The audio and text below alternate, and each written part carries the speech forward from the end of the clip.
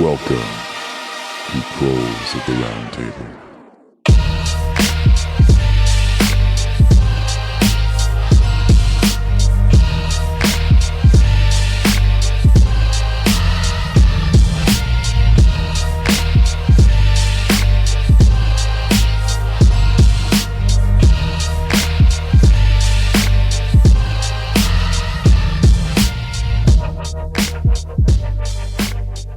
Hello and welcome to Proles of the Round Table, where we sit down, have a few drinks, and talk Marxist history. Check out our website at prolespod.com, where you can find our back catalog, links to all the resources we talk about, and a whole communist ebook library.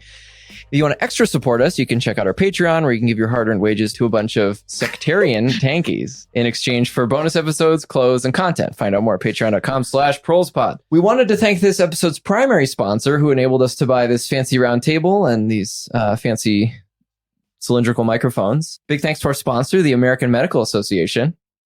And so today we have Prez with us. Thanks for coming on. How are you doing? I'm all right. Thanks for having me on.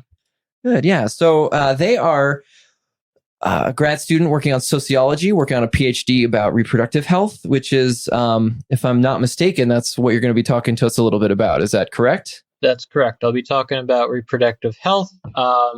This is a topic that's not really actually about reproductive health. It's about everything but that. So that's really why I'm in this field. So we're going to be talking about everything from colonization to industrialization, and it's going to be nice and rage-inducing. So, oh yeah, that's what we live for. Wait. It's going to be great. Awesome. Oh, I guess I should introduce who's at the table. Damn. All right. So that's our guest, but here at the table. So I'm Ethan. I'm drinking water because I'm getting sick. So sorry about not doing a good beer commercial right now. A beer commercial, yes. What else we got? I'm going to do a kombucha commercial. We're being healthy boys today. I'm drinking kombucha. This is Alex, by the way, if you couldn't tell by my sarcasm. But yeah, I'm getting a multi-green kombucha, being a boocha boy. Getting that booch. Getting that boochin'. This is Justin. I'm also drinking tap water, unfiltered. Well, because we just such healthy boys. We just recorded an episode last night, and we got a little rowdy. So we did get a lot rowdy. Whenever we do these two episode weekends, I gotta pace myself. So, all right, yeah. So I figured I'd start with the start of reproductive issues, which is just the general breakdown of sexuality and gender being made up, which I feel everyone should start with when we kind of talk about this stuff. When Europe started colonizing a lot of places, and we'll talk about this more when we get to gender and sexuality later on, a lot of the colonization laws outlawed homosexuality and transgender identities in India and Africa and even Latin and South America. And those laws were still in place today. So when India finally legalized homosexuality, that legalization overturned a British colonization law fucking European colonists. The 1800s. So a lot of the anti-homosexuality stuff that we're now demonizing a lot of the global South over came from Europe during our colonization of those places. I think that this was mentioned a little bit during the art episode. A lot of Greco-Roman art's really goddamn gay. Absolutely. It's really, really gay. Greece and Rome themselves were really gay. They would wrestle naked all the time in vats of olive oil. Right. Which is why it's so funny to me that the fascists and white supremacists fetishize the classical culture. Right. Yeah. The Spartans, which all of these fascists love the movie 300, they would spend all of their times with their husbands in the barracks and then only go home to have a child and then go back to their boyfriend or husband in the barracks. So everyone was really gay back then. And even in a lot of holy texts in most of the rest of the world, there was a lot of homosexuality and transgender identities. that were like built into cultures, and that started to get erased as time went on, and colonization kind of ramped up. And in a lot of indigenous cultures in Africa and the Americas, we saw a lot of varieties of family arrangements. So we had like polyamory, where women could have multiple husbands, and if they got sick of one guy, they would just kick them out and get a new one, and still have like 20 other guys. Nice. Yeah, good for them. So that also would become stigmatized as colonization would take place. So all of these kind of really diverse family structures and identity structures kind of got erased over the last few hundred years.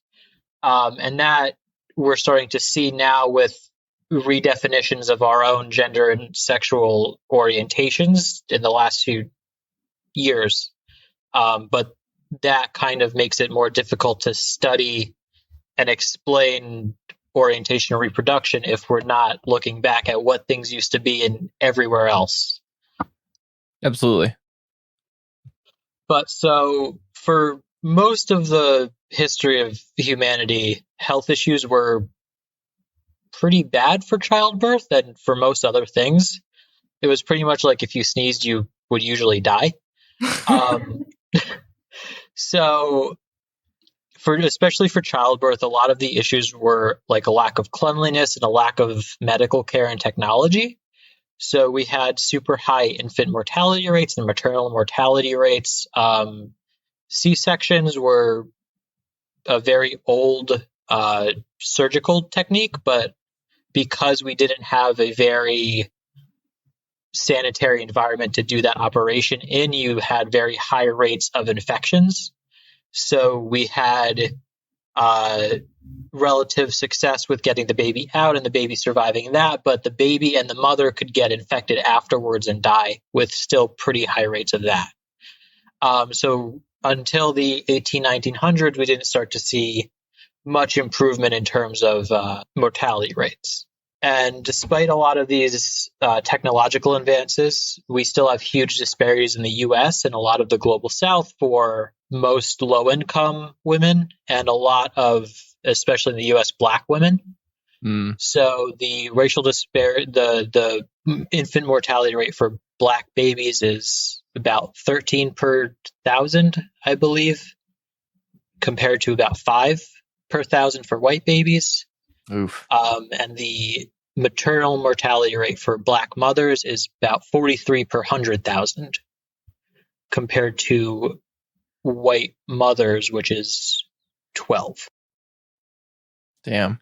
Which, if you compare that to the pre-Civil War in the time of slavery, the disparity is actually higher. Really? Jesus Christ. So even though in absolute terms you're less likely to die now than you were in the period of slavery, the disparity between white and Black mothers is larger. So I imagine you'll talk about this later on, but like, are you going to talk about why that is later? Yes. Okay, good. I'm sure that's what many of our listeners are wondering. Yeah, it's super, super fucked up. This is just the introductory area to kind of get everyone's I didn't mention this, but I'm just drinking water because I never drink anything else because I want pure proletarian rage all of my life. But it's just awful all the time for most people who aren't white. Yeah. So despite all of these technological advances where we've seen increases in life expectancy and decreases in maternal infant mortality for most of the world, it's still horrible for Black mothers and Black women in the U.S., and they've been excluded from almost all of these gains. And then as part of that, and probably this is a consequence of this, as colonization and slavery has become codified, reproduction has kind of become a material mechanism of enforcement of colonization and slavery. So it's a way to enforce property rights. It's a way to enforce white supremacy. It's a mechanism of destroying indigenous cultures and maintaining destruction over time. It's a way of destroying American slave communities and maintaining that control and destruction over Black populations after slavery was forced to be abolished. It's a way of maintaining job availability for white communities and kind of playing off working class populations between each other. And it's a way of kind of maintaining political and voting rights between populations to make sure that different groups have varying levels of political and economic rights. So there's no actual reformist or any other type of movement that could get any minor level of material improvement before they end up having some kind of revolutionary cause. So that's the nice light introduction. Cool. Well, I'm feeling good. Let's feel good. So let's go from the beginning of all of this, which is colonization. We could go back forever with that, but like the major tenets of colonization for Europe is kind of the late 14, early 1500s. And the church actually is heavily tied to colonial expansion in terms of reproduction. No way. Friend of the show, Weird. the Catholic Church. Friend of the show, the Catholic Church. Could not imagine that. Because, and this is the case for most tracings of eugenics and understandings of racism today, it's pinned in justification for colonial expansion and justifications for slavery and racism. As colonization expanded and people started exploring these quote-unquote virgin lands, and they realized like, oh, fuck, people actually live here and they have societies. How do we explain that we're raping and pillaging and murdering all of these people? So the church, aside from having funded the initial boats and being a major source of education for a lot of the people who were put on those boats in the first place, so you have some of the interplay of the base and the superstructure there, was brought in as missionaries and stuff to justify them being kind of subhuman in the sense that they haven't found Christian God, so they can't be really civilized, and they're never going to get into heaven because they haven't been Christian ever, and because of that, it's perfectly okay.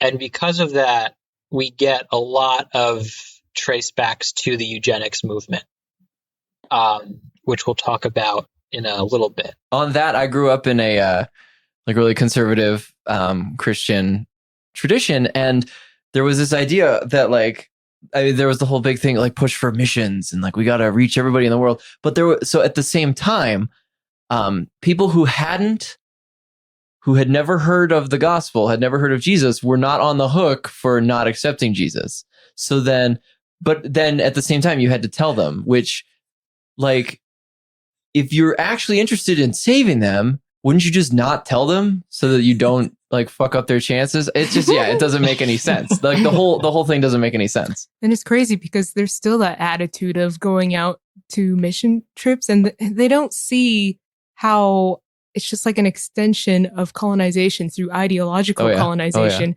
it's disgusting because they bring all of their Western ideas with it, like of cleanliness, of civility, and of everything else. And really, it's a way to erase their culture and their history. And it's disgusting how much they bring a sense of shame to the people and their lives. Like they come with this ideology and they basically say like, oh, well, your issue, you have an issue with the way you are dirty, like, etc. And it's just all around disgusting and sad. Yeah. And it actually goes farther than that because the church is actually where all of these notions of these cultures have too many husbands or too many wives, or they're too gay, or why are there trans people in this culture, that's actually where the justification for these entire cultures being quote unquote degenerate come from. It's not these kind of European scientists coming in and saying like, well, we don't have trans people in Europe, so there's something wrong with this culture. It's this kind of buddying up with the church, and the church serving as a cultural backbone to the scientific backbone that the kind of like Charles Darwins who are on the boats are doing. And the church is going, these people are immoral for X, Y, and Z reason, including how their family structure is and their sexual and gender orientations are. And because of that, we have to convert them and we have to train them not to be this way. So there's a concerted effort with the church in Europe to kind of first purge all of the gender and orientation diversity in the world, and family structure diversity for that matter, during the initial phases of colonization. It's fucked up. So during a lot of these colonial conquests and expansions, and we'll double back to all of these sexuality and gender aspects a little later. I'm going to be focusing mostly on these colonial conquests in relation to genocide. But so during a lot of these colonial conquests, we see kind of the eradication of gender orientation diversity and family structure diversity. And we also see an active suppression of birth rates, either by a quote unquote lowering of existing youth populations during wartime. And in the Argentina episode, we had that quote between Charles Darwin and that Argentinian general, which really just summed up the kind of mind of a lot of wartime interactions between colonial expansionists and the indigenous populations of a lot of the world, where Charles Darwin was asking why they're just executing en masse a lot of the soldier populations, and the general just abruptly said, what are we supposed to do? They breed so much. Oh, Christ.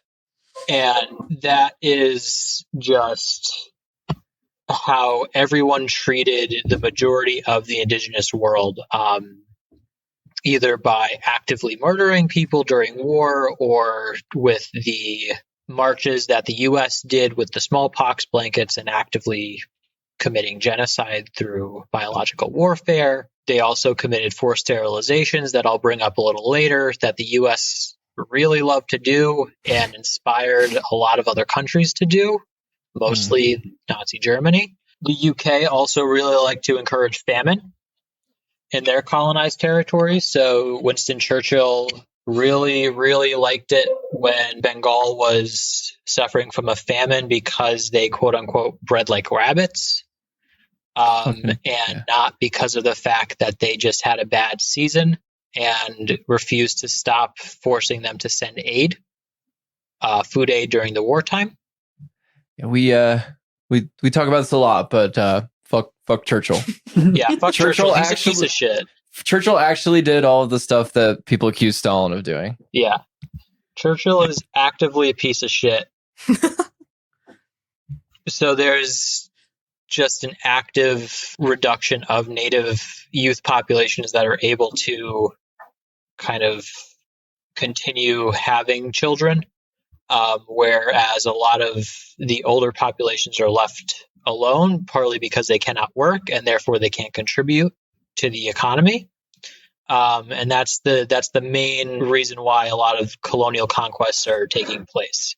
They don't really care about any kind of cultural domination. They don't care about any kind of bringing cultural artifacts back. A lot of the Peruvian writings that are in knot format, because they have an entirely different writing system than any other civilization in the world before colonial conquest by Europeans, those were almost all entirely lost. And those were not brought back because they were deemed as no value to the conquest.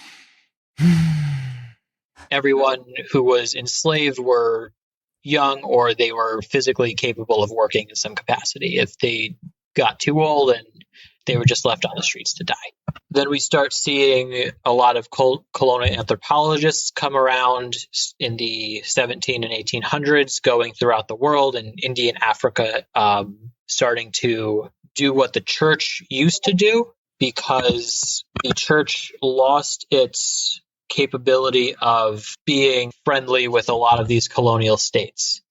So it was originally friends with Spain and Portugal, and then Spain and Portugal stopped being major players.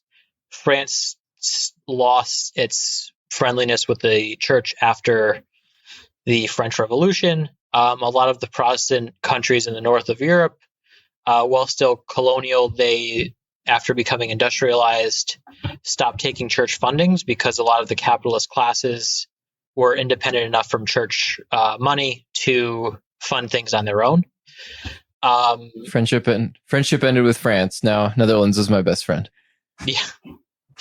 So the church kind of fell by the wayside, and just occupied itself with Catholicizing all of Italy and turning Italy into a horrible place to live. What about the Renaissance?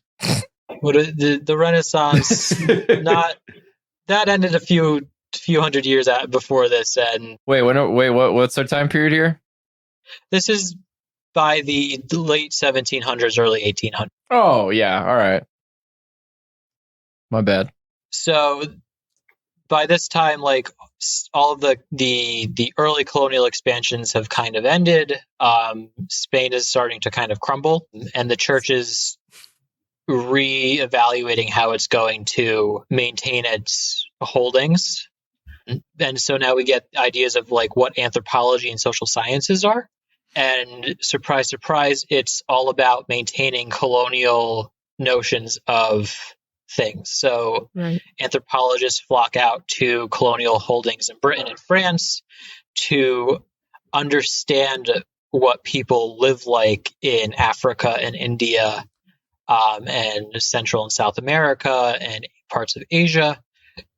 And they typically deem trans people and homosexuals, or the family structures, as degenerate or at the most forgiving strange. And they also start to deem a lot of the family structures as reasonings for why we need to be separating the races. So about anthropology, that's what I studied in undergrad, and so I have to represent that because Jeremy's not here. But like, one of the things that's interesting about those early anthropologists is that they were going to colonial holdings, but basically what they were doing was, it was basically considered a kind of natural history. So like, one of the early ones, his name was Lewis Henry Morgan. He comes up in all kinds of anthropology texts. He wrote a bunch of stuff. He wrote this famous book called The League of the Iroquois, which was he's writing about some indigenous people in North America. But then he also was publishing books on the American beaver, and people were like, yeah, no, that's totally cool, because those are both just like, it's the flora and fauna of the local of the area. So like, yeah. So early anthropology was, it was exactly that kind of thing. It's fucked up. Yeah, they used a lot of their idea. They basically thought they were doing it in the purest sense of gathering data in science, but they didn't acknowledge the fact that they were just inundated with racist ideology, and they Most definitely don't. Yeah, they're just like, no, I'm completely cool. impartial. Like, I'm fine. I don't have any biases in my scientific study of the human. And then that caused for a lot of kind of going back and forth between these racist discourse that they considered scientific, which was not at all scientific and was extremely racist. Yeah. We still have that problem today in most social science too, where like when you're trained, and I experienced this issue when I was taking like a graduate level research methods course. And a lot of when I wanted to figure out how to teach my undergraduate research methods course, everyone wants to teach like, how do you conduct research? It's like, you're just going to observe people and then report what they're doing like they're zoo animals or their flora and fauna of the region. And it's just like this super goofy lack of understanding of what you're actually doing. Yeah. And so like if you're a race scholar or you're interested in this kind of stuff like I am, it's just like you can't actually research like that because you're going to end up having these really problematic takes from anything you pull out. And then like all of sociology and then all of like psych really has a lot of bad stuff coming out of it. But so like they reported on the flora and fauna of the region. To quote what you just said, right? They deemed a lot of these cultures as kind of degenerate in a lot of ways, especially in Africa, because at this time that's where they were getting most of their slaves from, for Britain and France and the US. And in the way that they were reporting things back, they were saying that the tribesmen in these regions were like hypersexualized. They like kind of just slept with everything that moved. We had to protect our white women from the men, and we had to protect the men from being like seduced by the women. And this is kind of like reinforced by a lot of modern tropes and reinforced by a lot of modern policies on like birth control that I'll get into a little later. But we have some early anthropological stuff like Sarah Bartman from South Africa. She was a tribeswoman in one of the indigenous tribes who just had like a big butt. And she was taken to different countries in Europe and paraded around in what amounts to a freak show to just have everyone stare at her like very large butt. Right. And just have everyone like observe like how different African people are or can be compared to Europeans.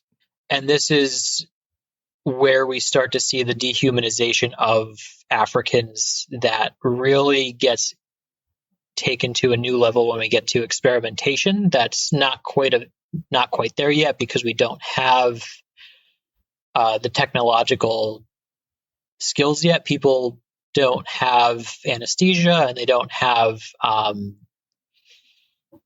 like sterilization practices yet. But because this dehumanization is happening right now, on top of the active dehumanization to make sure that we don't view Africans as similar, we view them as the other, we're going to start viewing them as something that we can kind of experiment on. So Black people, once we get to better anesthesia in the mid 1800s and we start to get germ theory, we start to see more medical testing on them, especially because we get slavery and they don't have to have nearly the same consent as their white peers. Even though consent in the 1800s isn't really a thing, in the same way that it is now. Currently today, if you need to consent to a medical study, you have a whole bunch of forms. You're sufficiently informed, although I have my criticisms about consent requirements in the US, but you're informed in some way about what's going to be happening. Back then, it used to be in the best case scenario, like, we're going to do this thing. Do you like say yes or not? And that was the end of it. But if you were a slave, you just had to do it.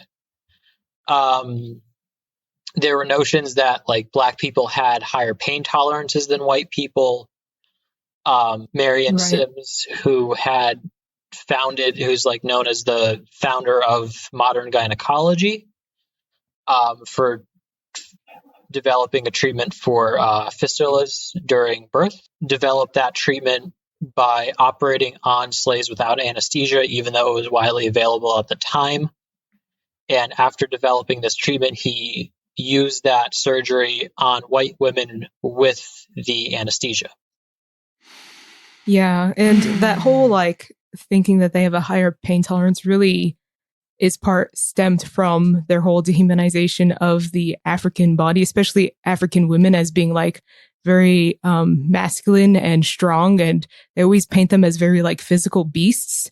And so they use that partly as an excuse to do these experimentations, which were completely fucked up. And I'm sure many of them probably died as a result of these experiments. Yeah, a lot of the women never even got cured. Germ theory was just starting to like develop. So even though there were rudimentary steps to kind of sterilize a lot of the equipment of infections were still rife.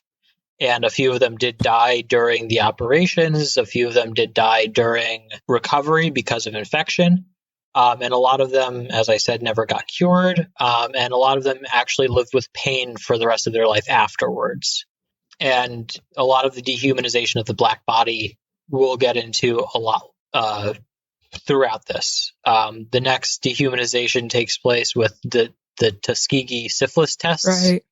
Right. That were from the 1930s to 1972.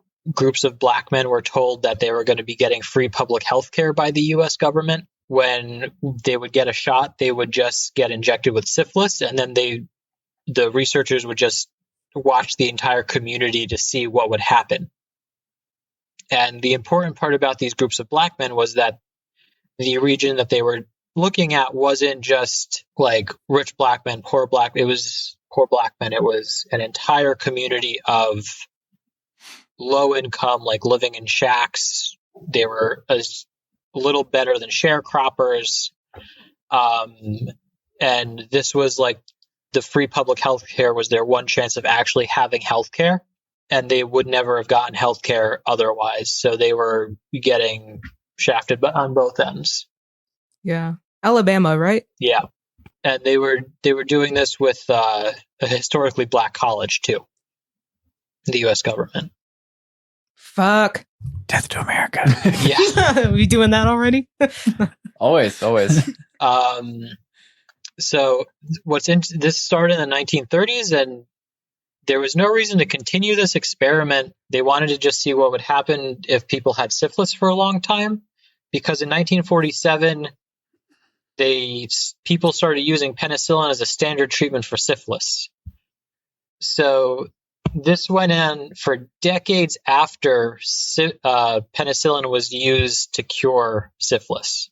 And the aftermath of this being discovered in the 70s led to all of the kind of consent laws and research that we have today.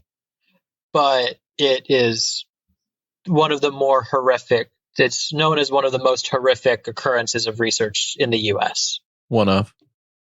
Yeah, definitely not the only. Yeah, well, I'll mention another one, actually, that also involves people of color in the United States a little later. But so there's a birth control method that's now been approved by the FDA called Depo-Provera.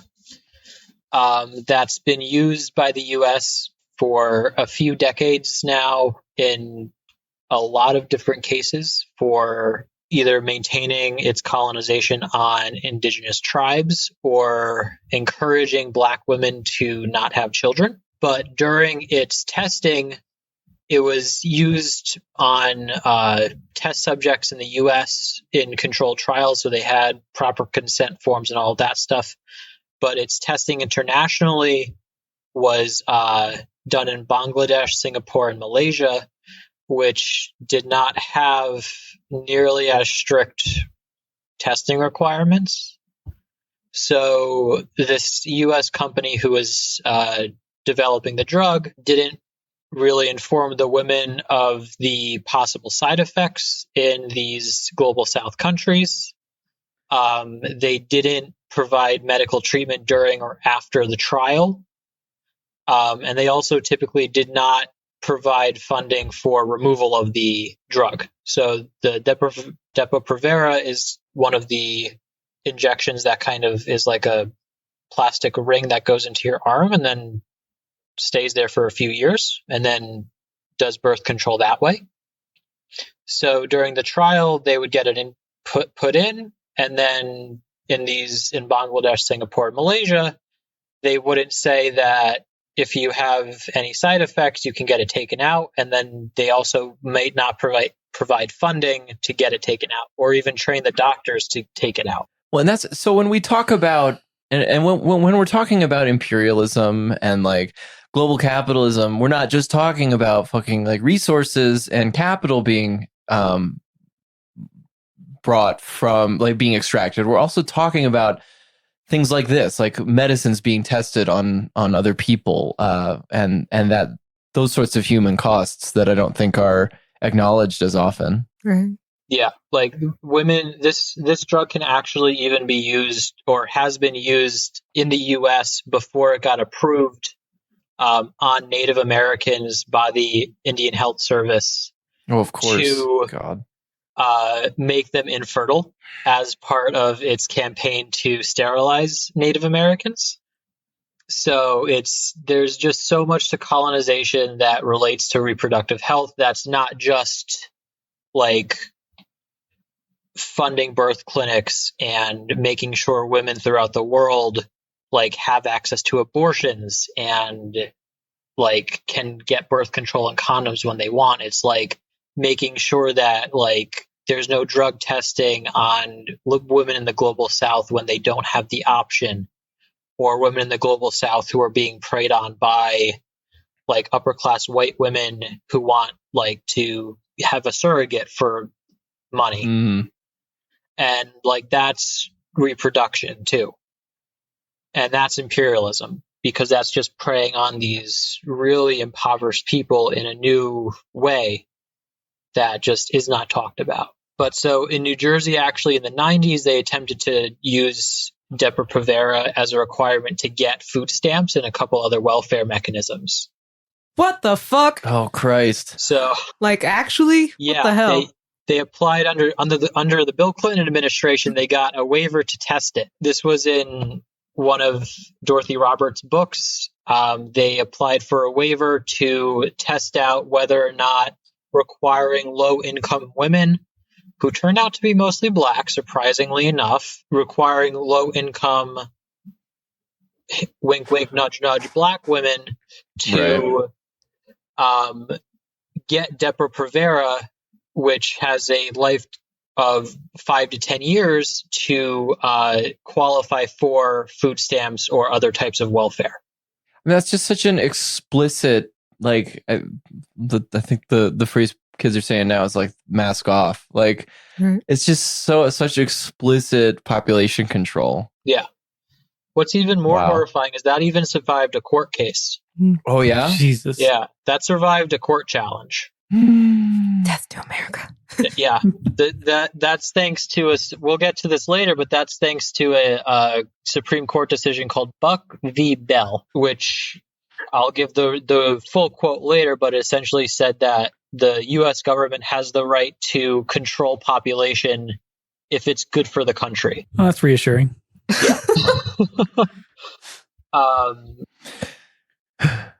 Moving slightly away from that, the U.S. and a lot of other colonies and colonial nations from their founding have had strongly enforced miscegenation or interracial marriage and dating laws. And if they haven't had strict laws, they've had strictly enforced blood quantum laws or very strongly enforced cultural norms around interracial dating and marriage, and therefore blood quantum. And blood quantum is just eugenicist talk for how many generations ago did someone date someone of the other generation and then have a child. So one of the first law in colonial America was a law that was passed saying that a child born out of a slaveholder raping their slave remains a slave. Right. I mean, they had to make laws that address the most important things to the ruling class. Yeah, right. To make sure that they have slaves keep coming in without having to buy them. Yep. But so these were just addressed right as soon as the boots hit the ground, they just said, okay, we don't care about anything else but anyone who has sex with their slave, that baby is not free, it's a slave. And then we get kind of, after that law gets passed, they get a little bit of time to think about like what blood quantum is and all of that stuff. And that kind of gets expanded to like a galaxy brain of charts and charts and charts of how many generations to the 100th degree, which we see in a lot of Latin and South America.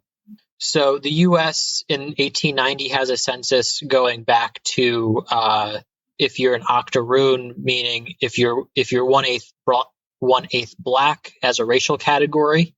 But for a lot of South Central Latin America and the Caribbean, there's charts dictating what types of jobs you can hold, what types of land you can buy, and what types of political rights you have, going back to hundredths of a degree. So generations upon generations, and meaning grandparents and grandparents and grandparents back, in terms of indigeneity, in terms of blackness. And because all of these countries had different levels of enslavement and different types of enslavement. So that octoroon question only remained in the U.S. for one census and was not used to enforce any type of political and economic rights, or lack thereof, or banning thereof. But a lot of countries in the colonial world enforced these types of blood quantum levels to deny political and economic rights. A lot of interracial marriage was outright banned in a lot of countries. In the U.S., it was banned in many states until the mid-1900s, until it was ruled unconstitutional for the entire country in 1967. And until then, property rights for interracial children could vary based on the state, and often required their black parent to originally be free. So if your parent was, if one of your parents were white and the other one was a black slave, depending on what state you were in, you might have varying levels of property rights during the early years of colonial America, and that would change as the U.S. went on. And then as colonization takes a new turn, we get into a new variety of reproductive control. So before it's kind of maintaining this facade of property rights, political rights, of controlling the oppressed groups that are there for the purposes of being enslaved and maintaining the economies of the settler colonial states and the colonized regions. But as you get the U.S. abolishing slavery and a lot of countries in Central and South America starting to become independent and parts of Asia becoming freer, you get this question of what does this movement do with itself? And the answer to that is we paint ourselves a different color. So this turns from a question of justifying strict oppression and strict slavery into how do we make this into a eugenics movement? So, yeah. So this actually turns into a court case that I had mentioned before with Buck v. Bell, where the U.S. government begins for a few decades to forcibly sterilize people. And it makes its way all the way up to the Supreme Court. And we get the ruling judge, Oliver Wendell Holmes, stating that it is better for all of the world if instead of waiting to execute degenerate offspring for crime or to let them starve for their imbecility, society can prevent those who are manifestly unfit from continuing their kind. The principle that sanctions compulsory vaccination is broad enough to cover the cutting of fallopian tubes. Wow. This was in 1927. That's fucking wild. This is 1927. This, and he even mentions compulsory vaccinations. This is the early 1900s. This is the same time when Dr. Seuss was drawing cartoons of people who didn't vaccinate their kids like driving their children off of cliffs. That quote was just No, I mean, Oliver Wendell Holmes, that guy he's like one of the most cited Supreme Court justices like Yeah. of all time. which makes a lot of sense. Yeah. Mhm. Well, And I just like how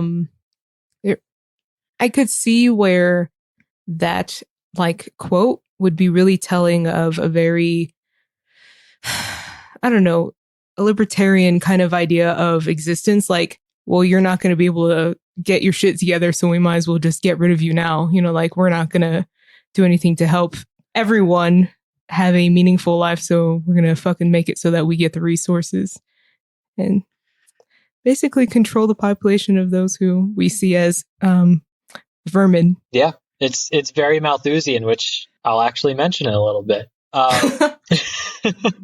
It's all of this is like linked to like Malthus's original thesis on we're all going to die because we don't have enough resources. big if true. The operator there is who's we and how do we maintain a population afterwards or during all of this. So, and who's even making these decisions, which we're seeing who's making these decisions and who's being affected. So during the first few hundred years of the interaction between reproduction and colonization, so from the 1500s to the mid 1800s, we see them revolving around kind of proving moral superiority and ensuring economic and political domination over new colonial holdings in ways unseen before. So before the 1500s, a lot of colonial holdings were right next to each other, relatively speaking.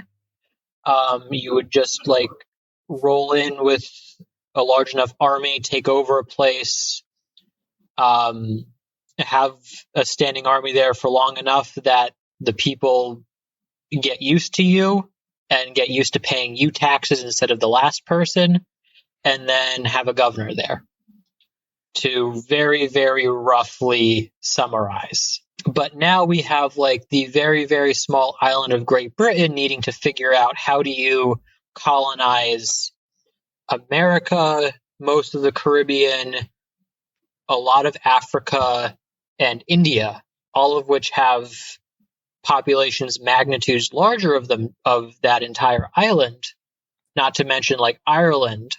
And so that presents a very unique problem not seen for like colonial and military domination for most of the world beforehand.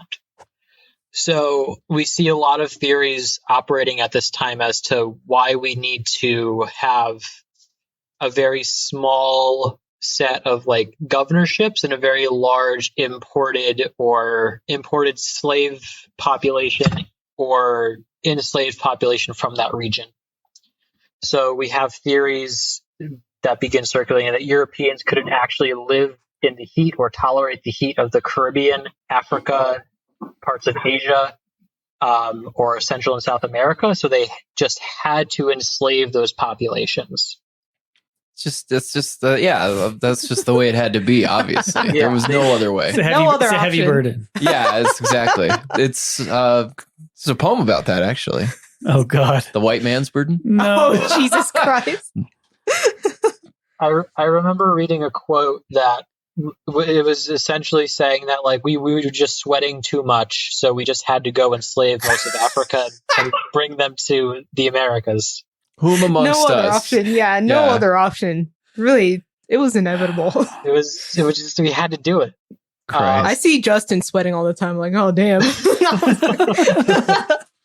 I see what you're doing over there. See a white person sweat, you just got to side eye the whole time to see what they're going to do. Stay back, you colonizer. I see where we're going with this. Yikes! So we get a lot of those kind of theories as to like really dumbass theories as to like why theories. they just had to Big do quotation marks. Theories. Sorry. Yeah, no, it's exactly what they just making shit up essentially. Like why we had to do it essentially. Yeah, where you reach a conclusion and then go back and try to figure out how to get to that conclusion. When you're in so deep, you have to figure out why you did it in the first place. Oh, Yeah. Jesus.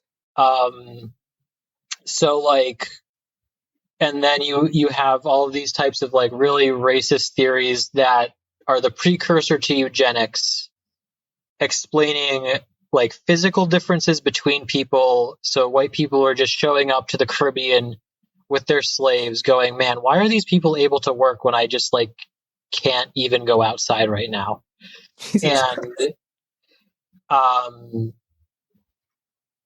then you have this combination with like Christian morality in the initial phases of the combination of colonization and the church, where all of these people were like pagans, and because they were not like used to capitalist or pre-capitalist like economic structures, they weren't actually stressed all the time, so they could like relax and enjoy each other.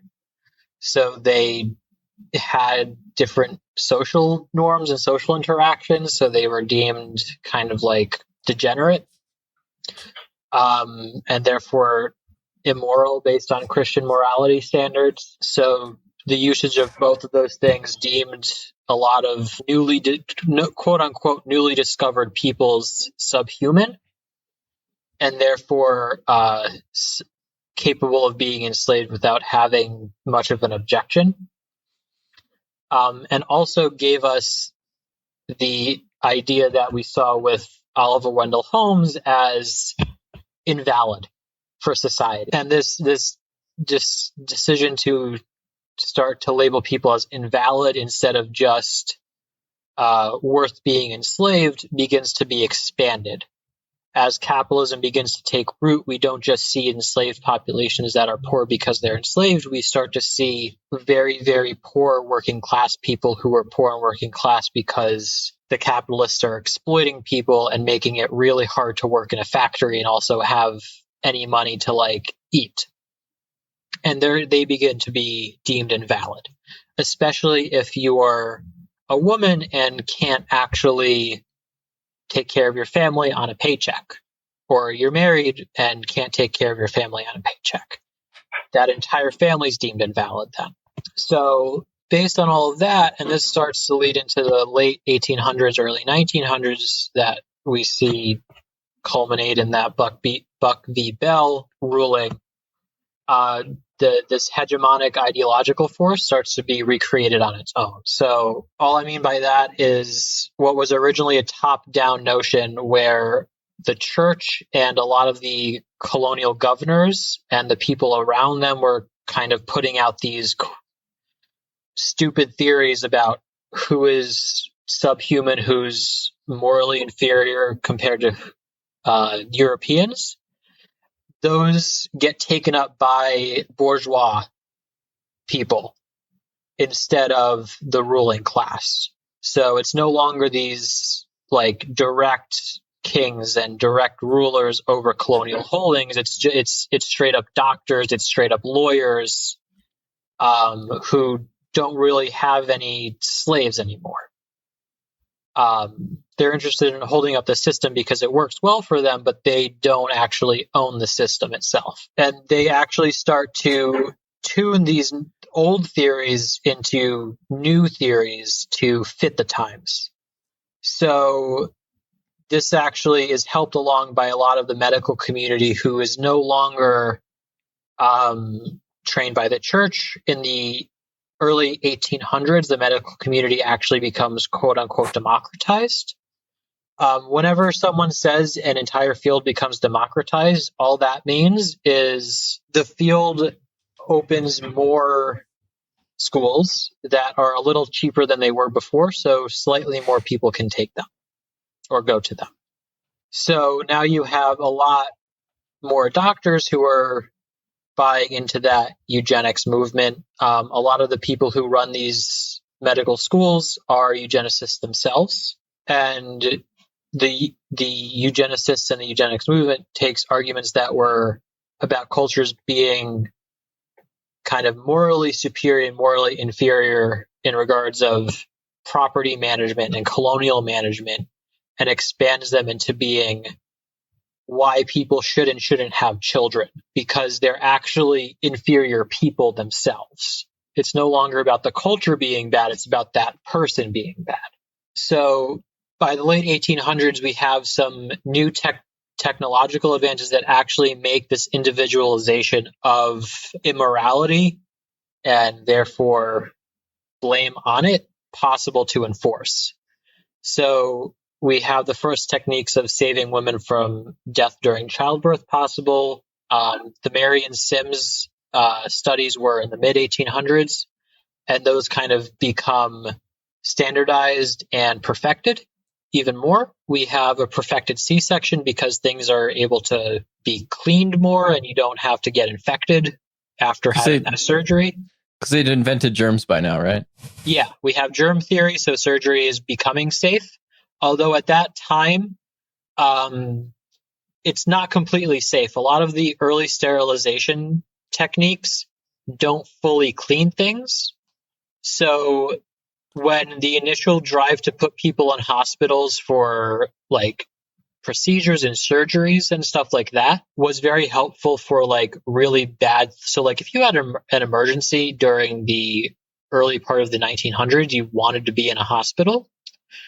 But the death rate in hospitals was really, really high because even though we had germ theory, sterilization still wasn't the best then.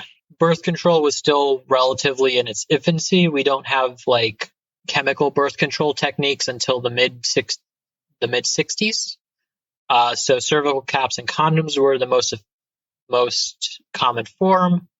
The Comstock Act was enacted, I think, in the 1870s in the U.S., which made telling women about birth control illegal.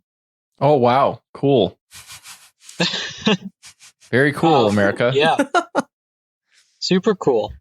And we also have like anesthesia that won't kill you. So in like the reason why part of the Civil War was so deadly, aside from having to have your leg cut off and then dying of gangrene, was because ether and things like ether, if they gave you too much by accident, you just straight up die. It's not a precise science. Not a precise science. So we started to get more precise versions of anesthesia, like helium, or not helium, nitrogen, and things like that.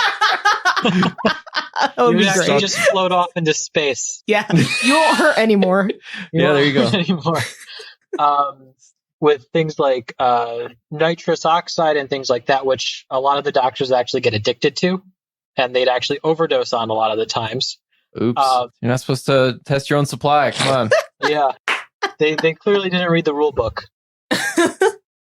We start to see a lot better techniques that improve people's experience with medicine, and a lot of improvements with birth rates and childbirth outcomes and things like that. So I feel like I know where this is going. How do they use this to do bad things? The unfortunate downside of this is people took a lot of these advances and advocated for eugenics on Malthusian grounds. So what was also invented at this time was the capability to sterilize people, because we could cut people open, sterilize them, and then sew them back up without killing them. It was now effectively possible to sterilize the quote-unquote invalids without actually having to kill them. And in the late 1700s, Malthus wrote that essentially the world had a fixed amount of resources. And if we let the population get too high, we'd all die. And these eugenicists, we're not yet at the Nazis yet. So all of these eugenicists are essentially these internet nerds that we have now who are going, Thanos was right. We have too many people. We need to reduce the population, and then never actually thinking who's going to get reduced and who's going to be making that decision. Yeah, I mean, I see that anytime I see like a Facebook article or someone share an article on the environment on Facebook, the comments, there's at least one dipshit talking about, oh, there's just too many people. Well, yeah. I mean, and the guy who does, I can't remember his name now, the guy who does all the Planet Earth shows. Attenborough? Yeah, he's famously Malthusian. Yikes. Enjoy the show, guys. Kill your heroes. So Margaret Sanger, who got famous for actually breaching the Comstock Act and giving out birth control pamphlets to women in Massachusetts and getting arrested for it, was an advocate for eugenics. Yeah, I've heard. My conservative uncle told me this. Yeah, she founded Planned Parenthood, really liked giving people birth control, but also really advocated for giving poor people birth control so they wouldn't have children. And really liked the idea of giving Black people birth control so they wouldn't have kids. She was also a noted friend and associate of the KKK leader and Nazi sympathizer Lothrop Stoddard. Not great. Not great, yeah. Not great. So a lot of the arguments that she made and a lot of other eugenicists made was that people with large families were just automatically bad parents because they couldn't control themselves. Having a large family just makes you poor, and being poor makes you a bad parent because you can't afford things your children need. Well, why don't we ask? We should ask why they're poor instead. Yeah, like, I mean, obviously that they're not poor because they have large families. They're poor because they work in the factory. None of these people ever advocated for improving wages or living conditions of the lower classes that they advocated for birth control for. So they were very focused on individual actions and not actually why they were in the conditions that they were in. And we see that with what New Jersey was trying to do with requiring Depo-Provera to get welfare benefits. And we'll see that more when I talk about some of the sterilization things the U.S. did later. But so Hitler actually credited two main things as an inspiration for Nazi Germany's eugenics program. And it was the general America, so the Americas in broad terms. So the U.S., Canada, Central and South America's blood quantum levels ideas. And that was referenced in Mein Kampf. And this one is actually outlined in a book called Hitler's American Model. And not the Nazi regime actually used all of the laws that the U.S. put out in terms of sterilization and eugenics as a legal base for its justification and operations within its own legal codes. Yeah, I mean, that's a really good example of the United States going to war with Germany in the 40s. Hey, you got to stop this eugenic shit. It's literally, I learned it from watching you. Yeah. And there's certain things that it's one thing to talk about how certain people support different types of birth control over other things and why you shouldn't support one company because they work with ICE and other things. But this is a very good case of what happens when you have legal precedent for the creation of certain programs, even if they don't get some people say, well, they were never really enforced in the US. It can get exported. It got exported to Germany, to a horrific degree, and we'll see that it still gets used. It still got used in the U.S. after Germany, and you would think that we learned that afterwards.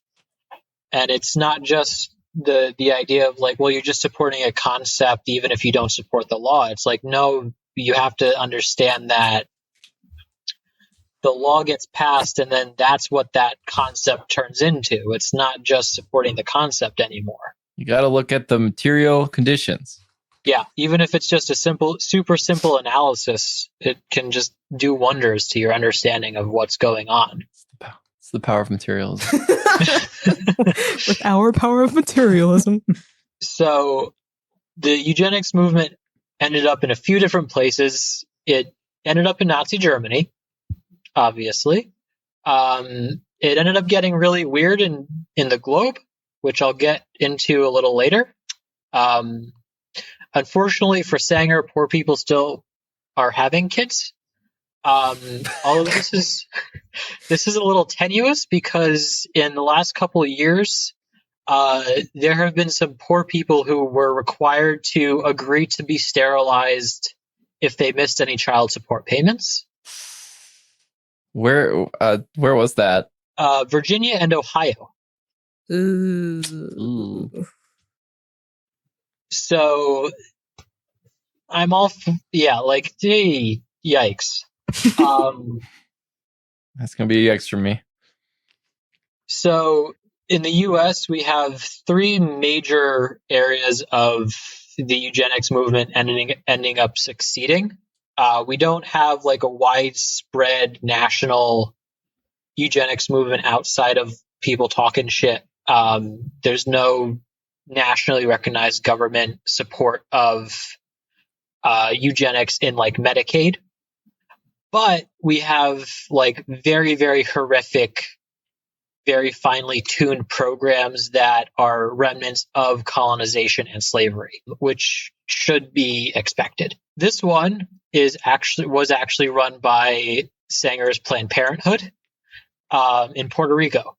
1936, there was a law that introduced sterilization in Puerto Rico as a free and the only birth control method for women on the island. So the logic behind this law was that it's cheaper to pay for birth control than it is for childcare.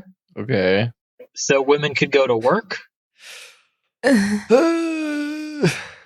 So they wanted to encourage women to work by sterilizing them. And the women weren't informed that this was irreversible. Many of the pamphlets were actually in English, even though this was a Spanish-speaking island. And this is actually reproduced on the mainland of the U.S. When Procter & Gamble was being kind of taken over by its first predecessor. I forget his first name. He was a big supporter, like Sanger, of the eugenics movement and actually opened up a whole bunch of medical clinics to support sterilization and only informed Hispanic women of the sterilization process in English and what it would do. So all of those Hispanic women that were operated on with Procter and Gamble's son, something Gamble, John Gamble, were never really informed of what the process was and what its after effects were, and that they could ever actually have children.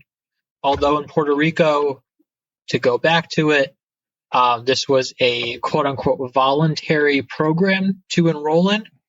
Yeah, they always are. As they always are in the US.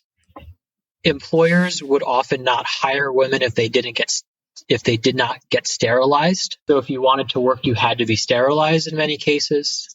By the time they could just find another employer who would hire them. Like, yeah, it's the same. It's the same horse shit. Yeah, whatever. Keep going. By the program's end in the 1970s. So there was actually this program ended after feminist movement on the mainland of the U.S. and an anti-colonial movement in Puerto Rico. But so by the time that this ended in the 70s, about 35% of Puerto Rican women on the island were sterilized. Jesus Christ. That's huge. Holy shit. Many of them were never informed when they got the surgery that they would be permanently sterilized, and it only found out when they attempted to have a child years later. God damn.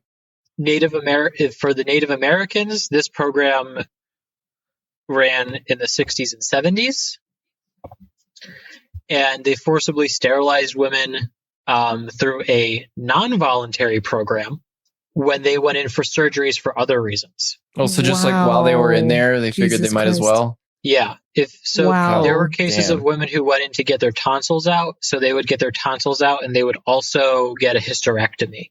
What the Jesus fuck? Christ. That's really horrific. Like, that's beyond Jesus So Christ. they also like used various methods of sterilization. You could get a hysterectomy, you could get your tubes tied, you could get Depo-Provera. There was even a malaria drug that they would inject right into the uterus that would destroy your uterus. Oh, Christ. And make it impossible to conceive. The way that the Indian Health Service, the IHS, is run, there's multiple regions for administration purposes. And depending on which region you're in, the sterilization rate was between 25 and 50% of the women in that region.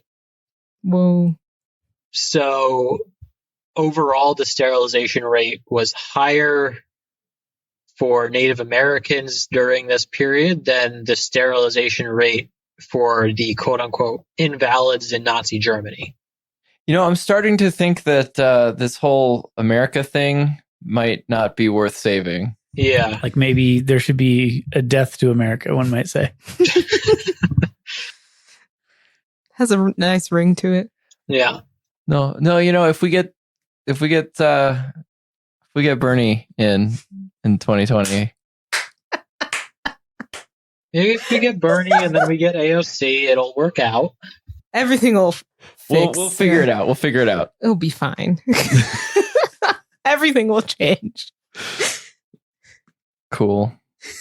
And then our last one is for Black women, which happened in 30 states where they were forcibly sterilized for accusations ranging from criminality to feeble-mindedness.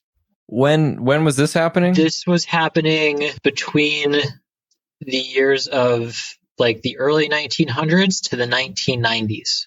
So they stopped. This has stopped. It stopped in the 90s. Yeah, but it was like a quiet stop.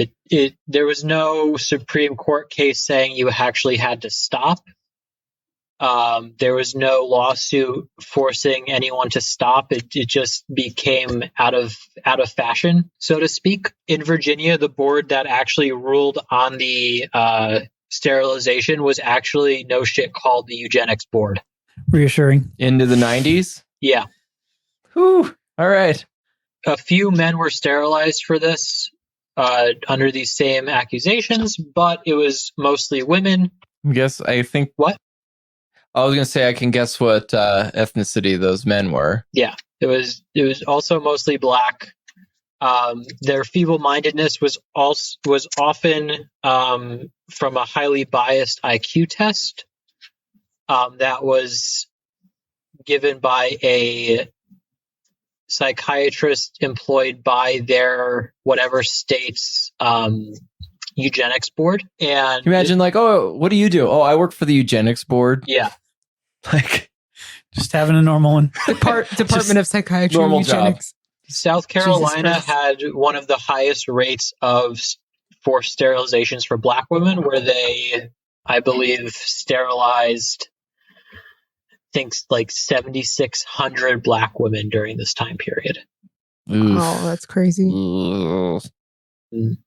There were white women who got sterilized in the 1900s for being invalid for the reasons of being feeble-minded or being criminals. And a lot of people were also sterilized for being queer, which I felt I should mention now since we're in sterilization.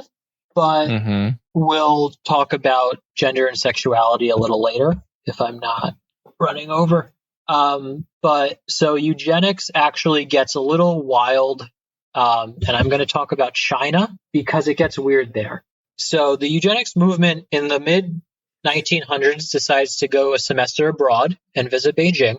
And after the Great Leap Forward ends in China, they try to re-examine their population policies. And they have constantly improving life expectancies and birth outcomes, and everything's going really, really well in China. So really good job there, Mao. But so because of that, they have to evaluate what the heck's going to be happening. with their birth rates. They're not going to be having any more famines. And usually what happens when you're industrializing is your birth rate drops significantly, but they're nowhere near the finishing of their industrialization process. So what happens with industrialization and the process of industrializing is you have a huge burst in population. So they wanted to see how best to regulate that. A lot of what they're called are demographers, and those are just people who study population growth. Unfortunately, at their time, were either just active eugenicists or Malthusians at best, or environmentalists based in Europe and America. And the environmentalists were just like David Attenborough, who were just Malthusians who didn't think about who's going to get hurt. So they were just putting out a whole bunch of literature going, the world's running out of resources. We're all going to die in like the next 70 years. Well, not 70 years. Like we're all going to die if we don't just like stop using resources. The West is using too much resources. We don't know what the hell is going to happen when like the rest of the world like gets to our level. And so Chinese demographers and scholars start running the numbers, and they go, oh shit, China's population in the next 100 years is going to hit 4 billion. Whew. And they realize like with that amount of people, the weight of the world is essentially going to tilt the entire globe into the sun and kill everyone. What? Like that was the reaction of like Chinese scholars once they started reading all of the European literature. Okay. Makes sense. Eey. And I mean, I do remember hearing at one point that like, even just right now, if every Chinese person jumped at the same time, it would knock the Earth, like it would move the Earth's orbit. One can only hope, and then we'd go straight into the sun. No, I'm just kidding. JK, y'all.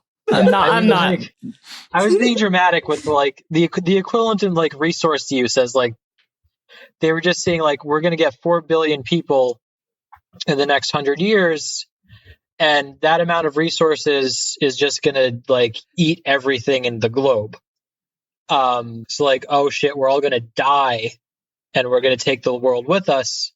Because also what was going on is all of the global population scholars were going, as soon as a country industrializes, that country adopts the exact same diet and resource use as a Western capitalist nation. So China, all of the Chinese demographers and scholars were going, once we industrialize, we're going to be eating the same amount of like chicken and meat and using the same amount of coal and oil as like America. And America uses a lot. So if we have 4 billion people, the world is going to run out of resources. And like all of these Europeans keep saying the world has a fixed amount of resources. So they start talking to all of these European scholars and environmentalists, and they start talking to like the Sierra Club, because the Sierra Club is trying to play themselves off as like this non-imperialist entity. We're not political. We're just... Yeah, they're just like, we just care about the environment, dude. Just listen to us. And so they start listening to them and trying to work with everyone to say, like, how can we alter the growth of our country so we don't use as much resources first? And then everyone's just like, no, you don't. Everyone uses the same amount of resources. And then they start going, okay, so we just have to have less people. And that's when we get this like Malthusian horribleness that was going and circulating within the veins of America and Europe into the global perspective. And it doesn't sound as bad as I'm making it sound. So this is where the birth of the one-child policy comes from. What year is this? This is the 1978, I think the one-child policy comes in. We can still attribute this to Mao. This was like right after Mao died, actually. What? I thought he died in the 80s. No. Oh, shit. All right. Ignore me. Runs the History Podcast, doesn't know when major figures died. Like, Mao was super into family planning and birth spacing. So, like, encouraging everyone to, like, think about when they're going to have children and, like, space their kids so they have a child every 5 years and then stop having kids after that or something. And, like, encourage people to think about things like that. And then after Chinese policymakers got the chance to, like, talk to Europeans, and Europeans, like, went to them and were like, oh, no, we're eugenicists. You shouldn't talk to us. But no, totally talk to us. Then the idea of, like, the one-child policy came about and became implemented. But it became implemented in a very, very different way than it ever would have been in the West. So in the West, we have all of these forcible sterilizations of racial and ethnic minorities, of lower class people. The one-child policy was abolished in 2016, and this policy prevented the growth of the Chinese population to 4 billion by 2080. They ended the policy because it was they deemed it a success in terms of what it was growing into be. But so there were numerous exemptions for various ethnic minorities within China. So if you were Tibetan, you were actually fully exempted from the policy. If you were a rural family, you were exempted if you were a girl. They actually also banned gender testing to see if you were having a girl. And IUDs were encouraged, but they were not required. So if you tried an IUD or you didn't like IUDs, you didn't have to use one. And all of the women who had an IUD would be able to get them removed by the government for free.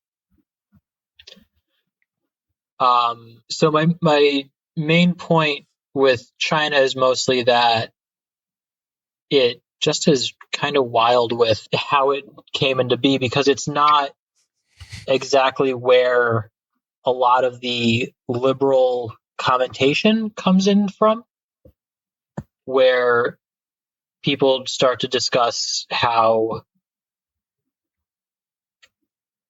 they just banned people from having kids and, like, would break down your door and all of that kind of stuff. It was mostly encouraged from Europe for a variety of reasons that I've laid out earlier. And they handled it relatively well in terms of who was exempted. In a lot of other places, you could have up to 2 or 3 children, depending if you were not Tibetan, if you were another ethnic minority too. Nice. So finally, we can get to gender orientation, which is hopefully a little less horrific. I doubt it. I honestly doubt it. So. You should have seen our faces. So just to bring it, just as a brief reminder, colonization, when it took place, gender orientation and family diversity was kind of eradicated throughout the globe as a way of maintaining European cultural dominance. And it ensured kind of like a sufficient workforce of industrial and pre-industrial labor by just forcing people to have children. We see this kind of be laid out in Engels. A lot of Engels has been disproven, but to pull one of those, like, snobby academics, he lays out a good way of thinking about reproduction and family structures, which is the family is just a mechanism of society. And for a lot of capitalist forces, it's a mechanism of maintaining growth. Well, yeah, I mean, like, the family is the first place that like people are exposed to the the norms and ideologies of society. So yeah, I mean, yeah, Engels was writing based off of some like anthropologists who were not correct, but yeah, the idea of like cultural reproduction happening in the family, like I feel like that's absolutely true. Yeah, and even like Shulamith Firestone kind of extended on that idea about the family being a system of control, which is a private version of what is happening in society, which is a very patriarchal like control on the rest of the family, which I thought that was interesting. Just a little tidbit. Yeah. And so as like capitalist development, I'll just stick to the US because I know most of the literature for that, for the growth of the family for this. But we see as capitalism takes more and more effect in the US, we see things like the cult of domesticity and the traditional gender norms become popularized and heavily tied with gender orientation and sexual orientation. And these meshed very well with Europe's alliance with the church during early colonial domination, and later on with capitalist maintenance of colonial holdings and capitalist maintenance of later on worker domination or domination over the working class. So okay, I was going to say, Wick, the U.S. doesn't have worker domination yet. Yeah, not yet. But so like the cult of domesticity is the concept of like women are in the home essentially to create a nice area for the man who's been working in the manufacturing areas or these like really horrid working conditions to come home to and like recover after being in a horrible, horrible time period. And like that's her main role. So after having all these different family structures erased, we have this new development of traditional gender norms and this notion of the cult of domesticity and other things that these new gender norms are there to help people like recover from the horror of this new level of capitalist industry. And so also a main part of this recovery period is you need to have more workers to either replace people who have died because there are no workplace protections, and you just need more and more people to serve the factories. And so you just need to keep making children, even though you don't want as many poor kids as like the eugenicists keep saying. They still want like immigrants and poor people to work the factories. So there's a trade-off between the eugenics movement being successful and these traditional gender norms being actually very successful, because if diverse orientations are expressed, you won't have as many quote-unquote traditional families having kids. Yeah. Oh, sorry. I wanted to ask a question based on that. So like, if the eugenics movement doesn't want like people of color and poor people having more children, what do you think is the motivation for like revoking access to birth control, to abortion, like control of reproduction? Like how do you explain that currently? I know that's a big thing, but I would just explain it as like a contradiction. Okay.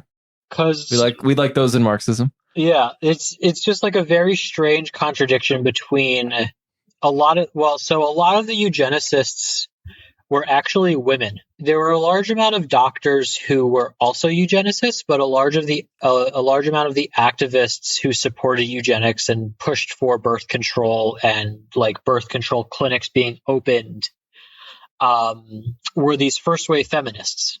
And so even though there were like men in positions of power who supported eugenics, that version of eugenics was very different than the women who supported eugenics, because you got like the version of eugenics when you got into positions of governmental power, in terms of the US government or in Nazi Germany, where it was mass sterilization of entire populations, because even though they were just sterilizing women, it was you don't really have to sterilize the men to eradicate a population. It's horrific that they just sterilized women instead of sterilizing both, I guess, but you can sterilize one or the other and it's just as effective. And women are, because of the patriarchal nature of society, women are the most vulnerable. So in a lot of these policy contexts, you have a forcible method of sterilization, a forcible method of eugenics that looked at population control in the lens of controlling populations that at least had the potential of rising up against their oppressors. Whereas a lot of these first wave feminists, even though they were advocating for birth control and still didn't like poor people, they were still opening birth clinics and still gave birth control to everyone. So they still had that like liberal notion of like, well, I can be friends with the Nazis and like still do my own thing and not really be a Nazi. Well, shit. Does that make sense? Or I think so. Yeah. I mean, obviously we could do a whole episode on that, but yeah, it's kind of good. But yeah, no, thanks for kind of outlining some of those contradictions and some of the history behind that. Like that I feel like that could be an entire book even. Like, but it's just like I wouldn't be shocked if it's not. Yeah, it's just like such a huge contradiction that I don't even know where to start on that. Yeah. Really. It's a big one. Like I just don't even know where to start with that really, because it's just there's so many layers of absurdity to it because it's just so odd. But so to go back to the main point, as a lot of these kind of more traditional gender roles became codified in either law or social norms, gay, bi, and trans people were forced into the closet or became targeted for violence. As well as scientific studies were either outright banned or just not done, or if they were done, it was to see what was wrong with people. In the case of like studies within the American or European nations, we discussed like how people went abroad to study the quote unquote fauna and flora of different places. Mm-hmm. So if you were in like America or Britain or France and you were studying gay or trans people, oftentimes you would be studying them as like what was wrong with them. And this quickly led into being trans or gay as being a mental illness. And that's the origin of why we see that dumbass meme on the internet now, and why we still have to explain like, no, being trans is not a mental illness. Which meme? Yeah, I don't know about this meme. Oh, I see that all the time on like internet forums that like it's turned into like a meme of people saying that being trans is a mental illness instead of people actually commenting that. Log off, bro. Honestly. Just delete President DG, delete the internet. Delete the internet, please. Okay, thanks. So a lot of other cultures, thanks to anthropology and social science, were deemed sick and degenerate for having transgender identities and homosexual identities. and polyamorous family structures. Well, in Europe, those same identities those people were deemed like mentally ill or sick until about the 1930s. You got someone named Magnus Hirschfeld, who was a gay Jew in the Weimar Republic. He researched human sexuality in a way that we don't see today. And I don't mean that to kind of sanctify him. I mean that because the academy is so beyond fucked thanks to capitalism, it's impossible to study sexuality, which I'll get into a little later. But we actually, I'll just mention this now. Hitler burned all of his research during the initial purges after the takeover. And so because of that, we don't actually know what he researched and what he found. But he was openly studying we do know that he was openly studying the experiences of being trans in the Weimar Republic and the experiences of being gay in the Weimar Republic and how to best transition without having side effects in terms of mental traumas and also medical traumas, and how people also cope with being trans with their families and how people cope with being gay with their families. So this was being done in the 1920s and 30s. He ended up dying in France in 1935. Oh, so he made it out of Germany, though? He made it out of Germany. That's nice. Right before the coup. We actually do know more about him getting into trouble than we know about his research. So before he went to Germany, he actually got in trouble for comparing Dutch imperialism to slavery. I mean... So, he's a pretty upstanding dude. But so this was all being done decades before, all the research he was doing about 80 years ago is what we're just starting to do now, which sucks. Yeah, absolutely. And he was looking at trans health in a very different way than we look now, where we focus on trans women. He was looking at trans women and trans men pretty equally. Nice. Where now it's focused mostly on trans women and trans men get kind of left out. And that'll lead me into kind of men's reproductive health, which no one really talks about too much.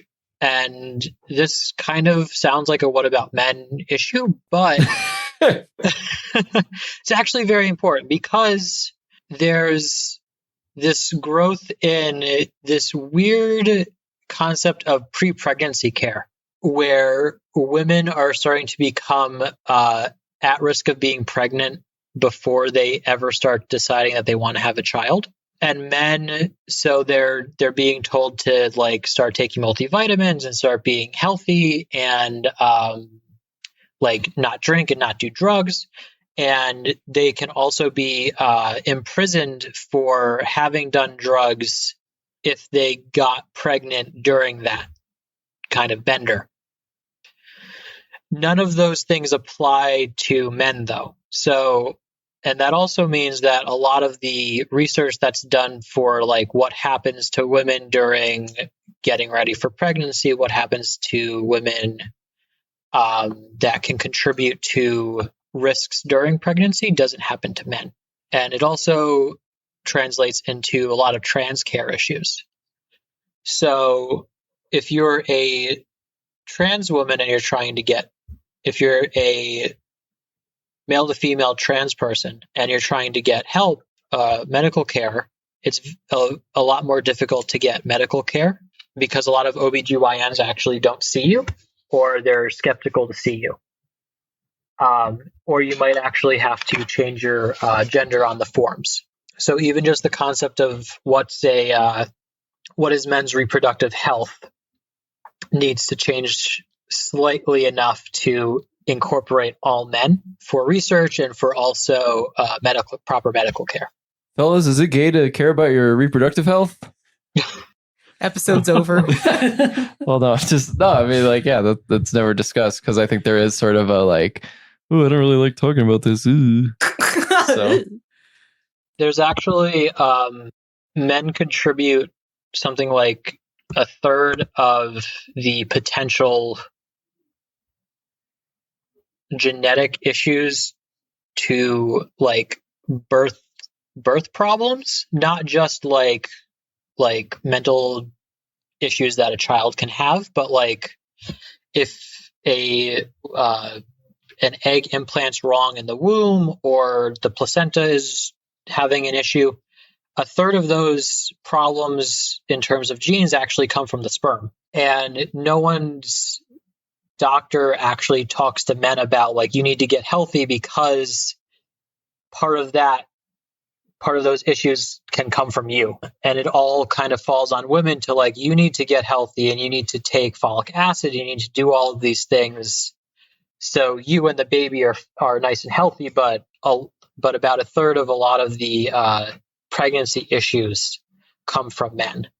And like I mentioned this in the Discord, but I'm starting to do some pregnancy research, and like it sucks being pregnant, and there's not enough really research on like reproductive health and men on like how can we kind of spread out all of those pains that women have to go through so that men are at least helping out a little bit. So it's not just every 2 weeks during the last trimester of pregnancy, it's just the woman having to go. And that's partly reproductive health too. Or like there's no multivitamin for men to ensure that they're healthy if a couple is trying to conceive, and just varying things like that. There's no really ability for trans people in general to find a trans inclusive doctor easily. Yeah. Which is less about men and more about trans people, but that just got my brain going. Sure. So it's a real thing. So just real quick, I remember that someone wanted me to hit weight.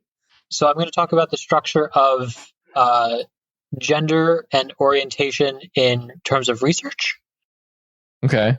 So in terms of weight, everything is actually highly discriminatory against overweight people. It's not just Plan B, which only works to people up to 165 pounds. So if you're over 165 and you need emergency contraceptive, I don't know what else you should take, but you should look into other options if you're listening to this. Go talk to your doctor. Talk to your Proles doctor. the round table, and our guests are not qualified to give medical advice. Yeah. None of us are qualified to do medical advice, but talk to your pharmacist or your doctor. They can point you to the right place. Beautiful. Absolutely. Should say that on every episode. But so actually a lot of research and medical physicians are highly discriminatory against overweight people. Overweight people are actually excluded from most research because it throws off a lot of pharmaceutical blood tests during the research process because you have different levels of hormones than most people when they want to test a bunch of blood levels. And it also takes more of the drug to work, so they don't want to deal with that. Similarly, a lot of researchers don't like doing research on queer people because it's messy in terms of statistics. So they will just exclude gay, lesbian, or trans people from a study on what it's like to be married because there's like 6 gay people compared to 300 straight people. So they just won't look at the 6 gay people. But to go back to weight, a lot of doctors, there have been studies on like how doctors feel about overweight people. It's super fucked up. About between 70 and 80% of doctors actually think they actually harken back to this invalid discussion that I was using with the eugenics movement and think that overweight people don't have any self-control and are less good people than quote unquote normal weight people. Even though if you in that same poll, every doctor recognizes that BMI, body mass index, is a more or less fake number that should not be used to gauge Oh, yeah, health. absolutely. BMI is just a ratio between your height and your weight and doesn't actually gauge health. And most doctors recognize that, but they'll still judge a obese person based on their weight. So that judgment is for 70 or 80% of doctors will think that an obese person is kind of morally inferior than everyone else. And that's the person treating an obese person. They're not talking about if they were walking down the street and saw someone. They're talking about a patient. Yeah, and there's stuff in regards to that with like insurance companies that will be forcing doctors to log BMI or mention weight in regards to a completely unrelated health issue. So that's complicated. Some insurance companies won't even cover procedures if you're above a certain weight or if you've been above a certain weight for too long. Other procedures won't be covered until you're above a certain weight. It's just horrific. And then a lot of this the part of the reason why we haven't had any good research on what it's like to be trans and why we don't have any good research on men, also just generally, or why a lot of our research on what it's like to be gay or queer, or what it's like to be overweight and gay and queer, is the state of funding for a lot of gender orientation research. And it's associated with AIDS research still, which is very, very problematic because it still implies that everyone who's gay still has AIDS. So thanks for that, U.S. government. But the funding for a lot of research is tied to getting AIDS funding, and you have to propose a grant that looks to do something related to AIDS, even if you're not actually interested in AIDS. So all of your findings still end up having to revolve around AIDS in some way because that's what your grant is for. So we can't actually do any research about what Magnus Hirschfeld was doing in the same caliber because we're so busy tracing funding related to AIDS research. Well, shit. Yeah. That's just a good place to end, I guess. Nice and light.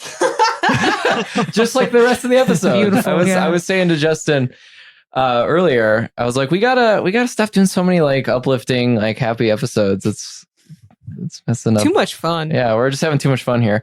Yeah. Well, so I guess thanks for coming on and sharing all that. It's kind of it's kind of a bummer, but it just shows us.